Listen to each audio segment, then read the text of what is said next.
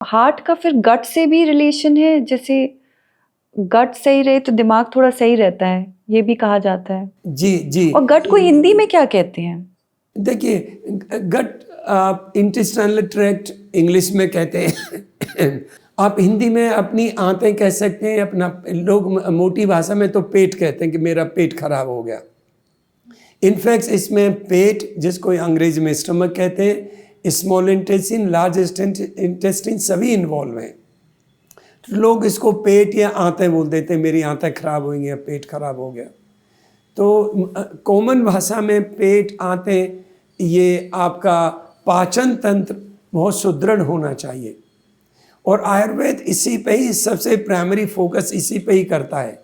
इसलिए वो कोई भी जब चिकित्सा करते हैं तो उसमें वो पंचकर्म करते हैं, जिसमें गट की क्लीनिंग बहुत ही इसेंशियल है।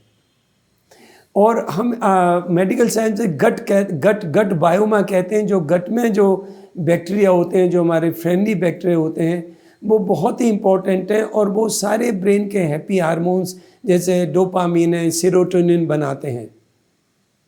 तो जिसका गट हेल्दी है उसका जो ब्रेन के जो हैप्पी हार्मोन्स हैं, फंक्शनिंग हार्मोन में, वो भी उसके अच्छे प्रचुर मात्रा में होंगे। वो व्यक्ति प्रसन्न होगा, कम स्ट्रेस वाला होगा, मोर सोसाइटी में एसिमुलेट करने वाला होगा, मोर सोशल होगा, लॉयल होगा नेशन एंड सोसाइटी के लिए, फैमिली के लिए लॉयल होगा, फैमिली में सबको प्रश्न रखने वाला होगा, ऑफिस में सबको प्रश्न रखने वाला होगा। तो ऐसा व्यक्ति वही हो सकता है जिसका गट बायोमा हेल्दी हो। और इसीलिए आपने सुना कभी कभी इसको गट को सेकंड ब्रेन भी कहते हैं। तो इसलिए कहते हैं कि ये मेरी कोई भी ऐसा विवाद आता है या कोई प्रश्न आता है, कोई भी ऐसी लाइक सीक्रेट बात आती है, तो वो लोग वहाँ पर कहती है मेरी गट फीलिंग है, ऐसा करिए, ऐसा मत करिए। तो ऐसा नहीं कि गट सोचने का काम कर रहा है, वो उसके गट में हेल्दी हार्मोन्स क्रिएट हो रहे हैं, केमिकल्स क्रिएट हो रहे हैं, और वो व्यक्ति की एबिलिटी को बढ़ाते हैं कि वो सोच सके। आपने कभी मेंटल फॉगिंग की बात सुनी होगी कि जब आप गट में बहुत सारे पॉइजन्स, बहुत सारे अनवांटेड मटेरियल डंप करते हैं तो उससे गट में डिफरेंट केमिकल बनते हैं और वो डिफरेंट केमिकल बॉडी में जाके इन्फ्लेमेशन क्रिएट करते हैं, मेंटल फॉगिंग करते हैं, मेंटल आपकी डिसीजन पावर को कम करते हैं। और यदि आप उन्हें अच्छी डाइट, हेल्दी डाइट दें, जैसे मैंने पहले डाइट बताई, और वो मेडिटेशन, योग करें, तो उनकी मेंटल थिंकिंग क्लियर हो जाती है, मेमोरी बढ़ जाती है। तो ये सब गट बायोमा की वजह से होता है। और antibiotics, lot of junk food, chemicals, additives, reagents, colouring agent, ये सारे चीज़ आपके गट को डिस्ट्रॉय करते हैं और गट जो हेल्दी बैक्टीरिया हैं उनको डिस्ट्रॉय करते हैं। तो गट हेल्थ को अच्छा रखना बहुत ही आवश्यक है, इम्पोर्टेंट है। गट के बारे में अभी पिछले कुछ सालों में बहुत एक इंडस्ट्री शुरू हो गई है, गट क्लीनिंग प्रोसेसेस और गट की दवाइयाँ और ये सब। तो वैसे ही डेयरी से रिलेटेड भी बहुत सारी चीज़ें सुनने को मिल रही हैं आजकल, और बहुत कन्फ्यूजन है। कुछ लोग कहते हैं डेयरी मत खाओ, एकदम वीगन हो जाओ, कुछ कहते हैं डेयरी खा लो, कुछ कहते हैं डेयरी में दूध मत पियो, सिर्फ दही खाओ, पनीर मत खाओ, चीज़ मत खाओ। बहुत कन्फ्यूजन है। ये भी आपने बहुत इम्पोर्टेंट प्रश्न पूछा, क्योंकि भारत तो कृषि प्रधान देश है।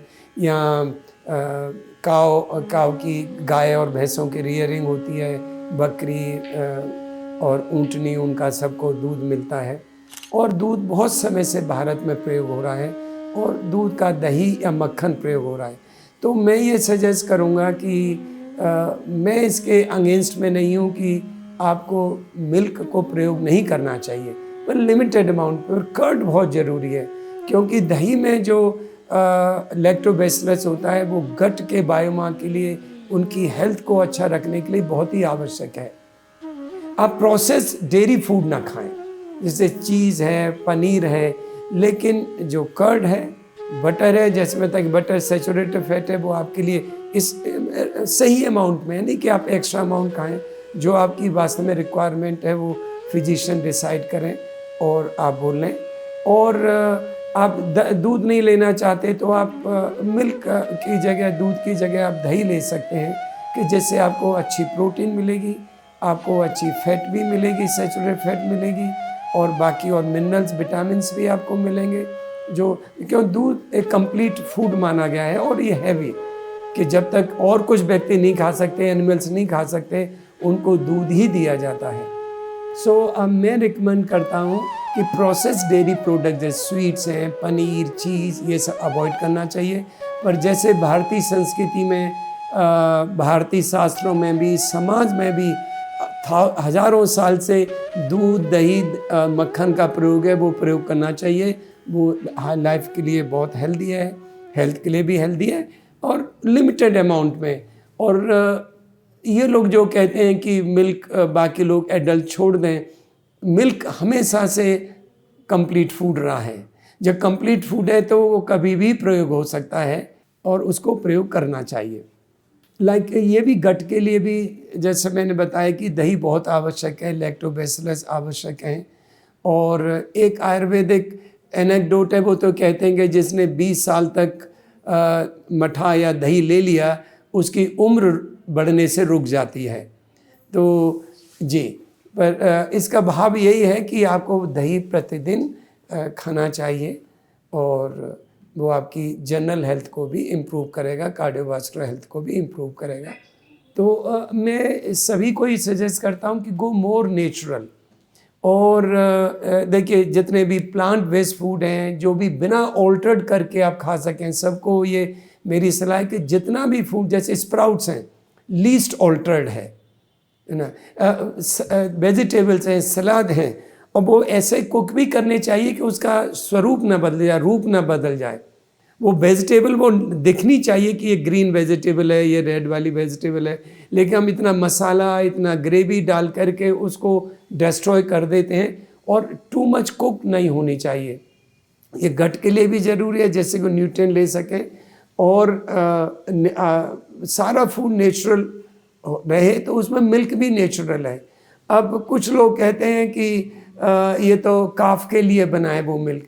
तो यस, हमारी भारतीय संस्कृति में यही था कि पहले काफ को पूरी तरह मिल्क पिलाया जाता था, उसके बाद ही गाय का दूध दुहा जाता था।